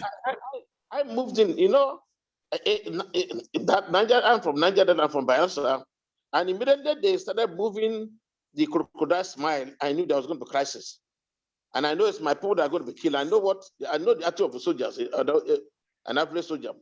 I know what happened in my place in Odi, and so I immediately I intervened so that I will have to stop the problem before it starts. And I know that if they start, it will not end. Good. The crisis will not end. Well, what I'm emphasizing, General, is that Clausewitz's Trinity of War and the rules of engagement that worked with some of your training that helped us in Niger Delta. When it comes to this global war form with local face, it actually thinks ahead of you to appoint for you who you will send to him to so-called negotiate. And then he even uses that to destroy you more. We were the ones who dissuaded Nigeria from appointing Sheikh Ahmed Gumi because he was already working behind the scenes with them already towards the same objective. Now, the demands of the Niger Delta are different. They are being decentralized. 1958, Willings Commission report already lined out what is happening in Niger Delta today. It knew it was going to happen right from 1958. But what is going on here right now is that from the global script, of course, you are dealing with people who say that they don't want to see women as equal to men in any way. They don't want women to vote. They don't want democracy of any form. They say they deny the plebiscite. They have in their mind a supremacist agenda. And then they are using religion as an excuse, as a cover for that supremacist agenda. Now, that supremacist agenda is globally funded. Yes. Its strategies are global. Its influence is global. I remember we had a meeting in Washington, was it 2012 or 21 was that? When we organized a meeting, we had a political hearing in Washington. We were surprised to meet them there with their own rapporteurs stating their own case for them. So what you are dealing with right now is a war form that is so intelligent. It changes shape, it changes war fronts, switches mode. So if you are not ready to think at that level, if we go the way of allowing certain people to, look, there's this guy called something Bauchi, I can't remember his name now. He was a cleric like that came out to say he wanted to be the go-between. What's his name again, sir? The man from Bauchi, that old man in Bauchi. The whole of Nigeria will agree. This is a reputable man. This is an Islamic scholar who we know is very honest. But when you take an Islamic scholar who already has terrorist proclivities and has said it publicly, has maintained those positions, and he claims he wants to end the war, look, they're only dividing the army, Nigerian army, further and further successfully. So we better know what we're up against if we don't want to have meetings like this later on as those who have escaped on time before the axe falls on Nigeria. We need to wake up our strategic levels of thought and give it what it will take, the 360-degree solution. Yeah. Okay. So let's go into the next one. Questions. We're going to the final question. Time has gone forward. So, and it's a two-part question. For a developing country like Nigeria, that often depends on a lot of external influences. Why, in your opinion, haven't the Western world fostered some sort of solution for our challenges, or are they waiting for it to escalate? And the second part of the question is, I think, as we've mentioned before, Nigeria, the military in Nigeria, they've been involved and participated in other global crises. So why haven't any other countries tried to intervene in our crisis? So the first is we rely on the Western world, it seems. Are they waiting to see a massive bloodlet escalate like all the things we have in Syria, Liberia, Sierra Leone, and Somalia?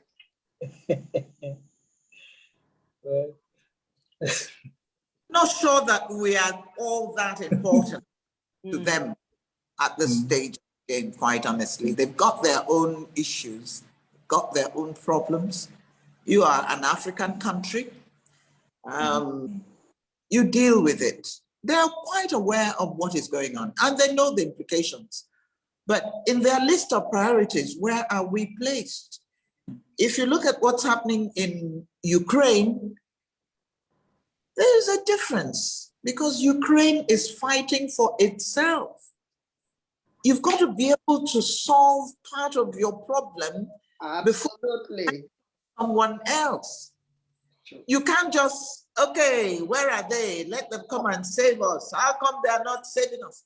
Whereas your government doesn't really have a plausible program, an agenda on how to deal with these issues, they look defeated. They've even given up before they start to fight. I don't know the cause of that. I don't know what's responsible for that, but that's what we have. So which nation out there is going to pump in arms and security and this? And they're trying with their own agenda. France is doing a lot. West Africa, they've been involved. But how far has that gotten us to El Dorado? The point is, we have got to take the bull by the horn and do things for ourselves. When you are seen to have a program or have a strategy, then others can come in and help. This is Nigeria, the giant of Africa we're talking about. You can't seem to wrap your brain around your own problems and see a way out. You are doing nothing. In fact, the steps that you're taking, integrating some of these re-educated people into your army, what's the message you're sending us? What kind of training? And where are you going to position them? Many of them are coming to places like the Southeast and the South-South. So you're creating theaters of war. There is insecurity all over Nigeria. It's not just in the Northeast or what. It's all over Nigeria and it's getting worse. So we have to hold our government responsible before we look at anybody else and blame them for not coming in to save us. We're not saving us. If you value your life, then somebody will value it. But you don't value life here in Nigeria. How do you expect somebody else to come and die for you? Very good point. Thank you, Ms. Onyeka.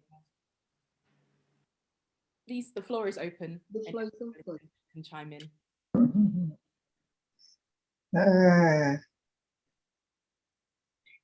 Well, it's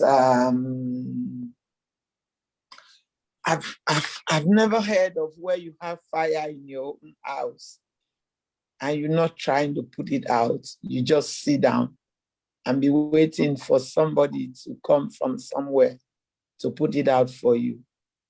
The truth about life is that even in a very small scale, people just mind their own business because they also have their own problems to solve. And you got your independence, saying you've grown enough to take care of yourself and your problems. You must be seen to take a lead in solving your own problem. It's when you take a lead in solving your problem and people now recognize your capacity and capability as such that they will gladly come and offer help. But just sitting down and waiting, nobody will come. Nobody's going to come. Nobody. It's going to come. You have the resources. You have the brains. Are we not talking about Nigeria? Nigeria has the resources. Nigeria has the brains. People are intellectually capable. There are eggheads in Nigeria to think around how to solve these problems. We should get them together and value what we have. Yeah. Our people who can solve the problems, we have no value for them. This is not about politicking. It's about bringing out those who actually have the capacity to solve this problem. And then we shall find support. But for us to expect people to just come, we've been baking our own cake since 1960 as big adults now in 2022. They've been watching us. 10 years has passed. We are getting neck down into it. Let us start solving our problems ourselves, and then we expect help. Thank you. Thank you. Okay, let me just chip in something briefly here. 9/11 caught America by surprise. Yes. What happened? With all its sophistication. This new war form is a new war form. It's a global war form. And when you face war, you think of your own interests first, before other people's interests. Now, this new war form was designed to be very elusive, and it was designed to operate across the entire world. Very brilliant design. So, first of all, it has taken many nations a lot of research, time, dedication to even understand and diagnose the war form. Because of that, you're going to find out that the definition of terrorism varies from nation to nation in the world. So the first thing every country does is that you define terrorism to protect your territories. You'll find out that Nigeria is yet to define terrorism with enough specificity to keep Nigeria one. Then again, you're going to find out again that there's a global policy. You see, on the global level, don't think anybody is hiding. Most of the nations of the world, there's a negotiation process going on. So part of that process is one, there's one thing on the table in some parts of the world where negotiations are going on. And it's more or less like a pacification of terrorists with territories. So if meetings are held in a country where they look at Nigerians and think that you as Nigerians are Africans, you are considered to be emotive, intuitive, unscientific, and incapable of critical thought. If that is the policy guidelines that describes the whole continent and our nation, if there's any need to subdue or to shift the war from away from a particular part of the world to another part where, like, it's a game of strategies, it is profitable to your country for the war form to move away from Afghanistan to Africa, which is more remote, and have all the so-called Mujahideen come from all over the world and converge in Africa to take Nigeria. You buy more time for Europe. So you find out that at the tables of discourse all over the world, every country had better send in people who are capable of representing their own national interests first. I remember one hearing that we had in Washington. We got there when Hillary Clinton was still the Secretary of State for the US. We were asking for Boko Haram to be designated as a, the designation for Boko Haram in those days. We asked them to label them, to give us that official label and recognize them officially as a terrorist organization. It was called the FTO. Now, we were shocked that when we got to Washington, the person who was the team lead, we got there to find out that 20 professors had signed a statement and signed that statement to Hillary Clinton as Secretary of State, advising that the FTO label, Foreign Terrorist Organization label, should not be put on the Boko Haram. Now, we wanted that because the moment you do that, it becomes America's interest and the Western axis interest to, the Boko Haram became their problem.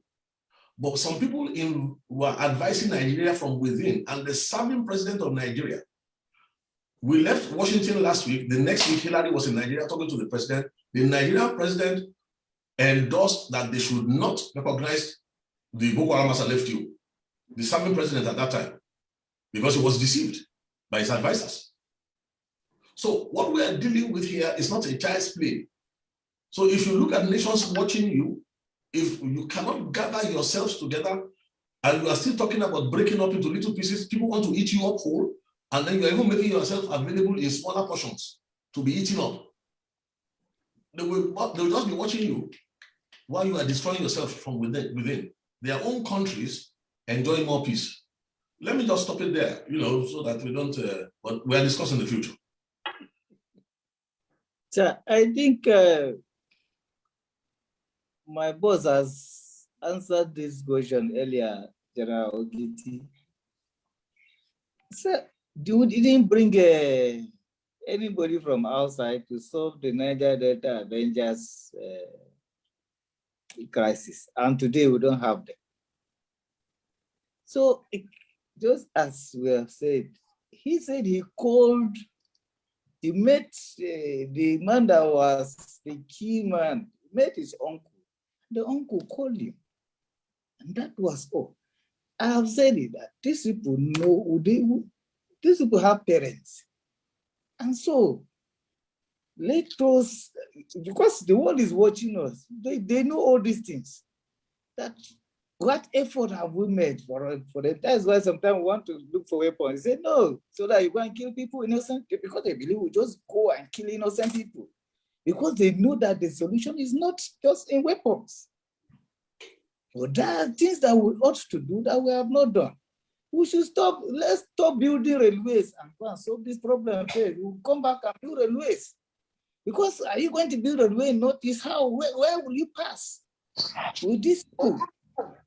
Are you going to build roads? Like our operations are so difficult because there are no roads. Because you can't come and build any road where you can go for like where it will take you just 20 minutes. You see, I said 22 hours on that road because the road is so bad. So if we don't solve this problem, when will we fix these roads? And so I think we have the economic power to solve this problem. And we have the intellectuals in this country, just as Oga has said, the pastor has said, that people have come to talk. They have international, they have link with this one there in the government. So what is the meaning of this? Why can't they come up and talk? Some of them have don't talk since they got into government, but before they got into government, we are talking every day. And we have not seen the solution, and yet they have kept quiet. Those things we are talking about today, they have forgotten. These days you will just be hearing, you will just be seeing some clips, some videos flying everywhere that some people were talking back then. And where are these? They are here. And so, issue of bringing anybody from somewhere to the person will not even come. But there are levels of support that we get. And we are getting some of this support, like intelligent gadgets. We are receiving such support.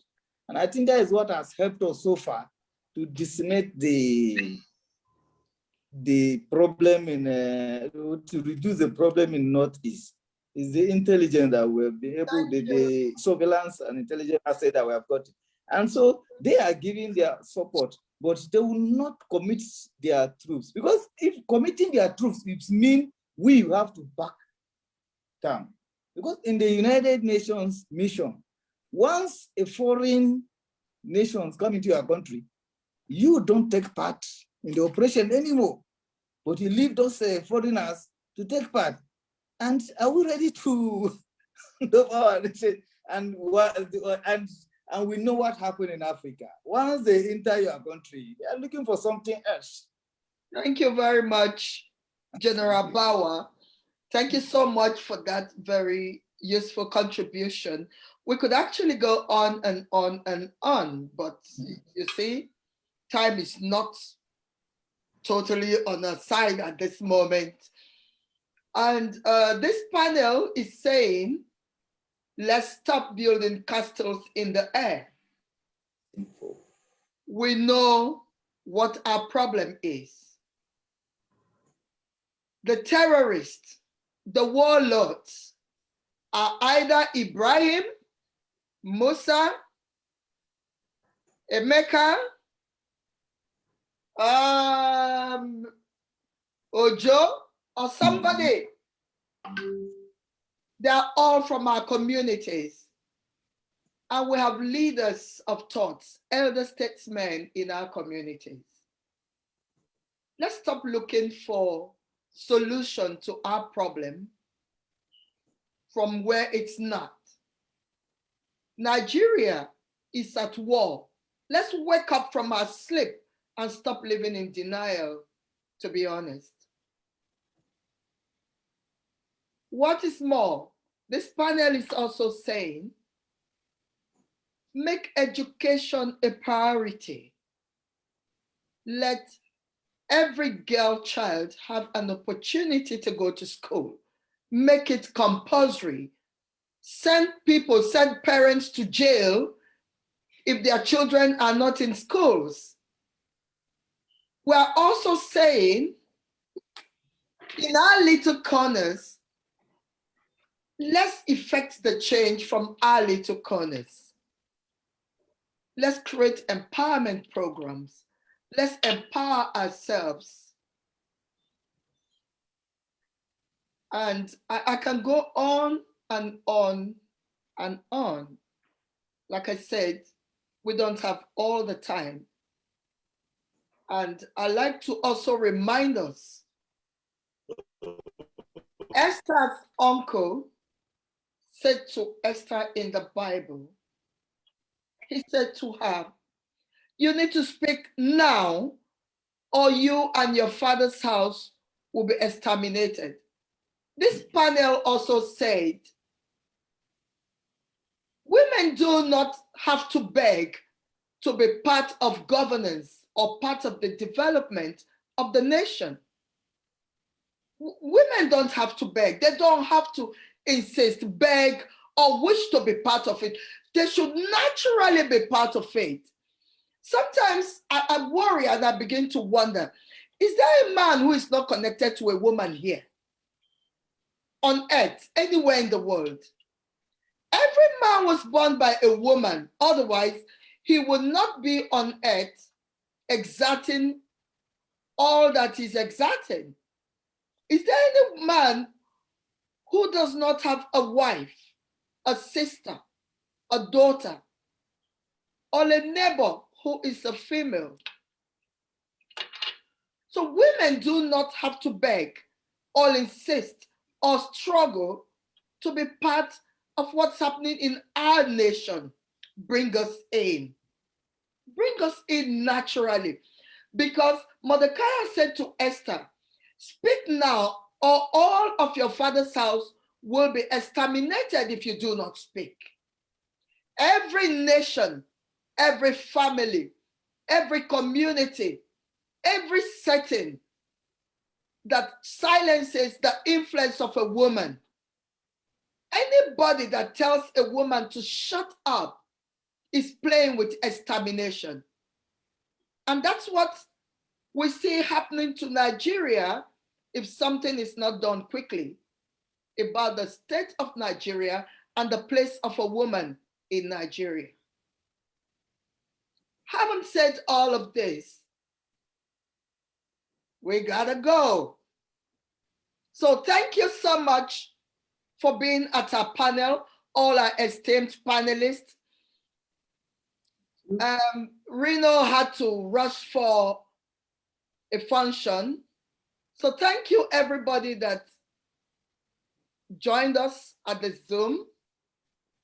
Thank you so much And I want to also especially thank my big brother, my elder brother, Colonel JJ Ferry, who was very instrumental as I was researching for this edition. Thank you, everybody, for coming. And from all of us in DMWA, it's bye-bye and see you next month when we'll be dealing with heart health and maternal mortality. Thank you and God bless you. Thank you. We have Thank you. a closing prayer. Who is praying for us? Closing prayer. Forgive me, I've forgotten. Co-host, who is praying?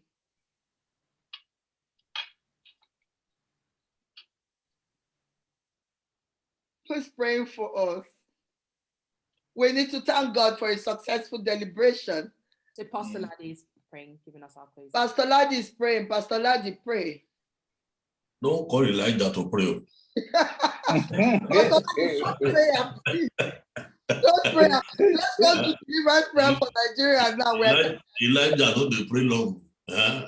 Okay, Heavenly Father, we just thank you. Lord, we give you praise for this platform, for the grace that has been upon it. We thank you for all the families that have invested their time, all the persons that you helped to put this together. We ask that your light continue to shine for each and every family. Amen. But above all, we lift up our nation, Nigeria. And we say, Father, that once you are for us, who is it that can be against us? And we anchor and establish in the name of Jesus Christ that, Lord, according to your promise, those who have desired the lives of our people and our children, our children's children, as you promised, you said you will feed them with their own flesh, you will make them to become drunk with their own blood. Father, so it shall be for every bloodthirsty fiend that has refused to let go of the destiny of your children in Nigeria. Father, we know that there shall be a quick war. You will confuse the camp of the enemy. Some trust in chariots, others are trusted in horses. But we know that the final card belongs to you. And when the dust has settled, Nigeria will remain. Your glory will shine. The lives of your people will have value. And all those who have chosen darkness will be put to an open shame. And so it must be in Jesus' name. Amen. Thank you so much, Everyone. Thank you. Thank you, Auntie Harrison.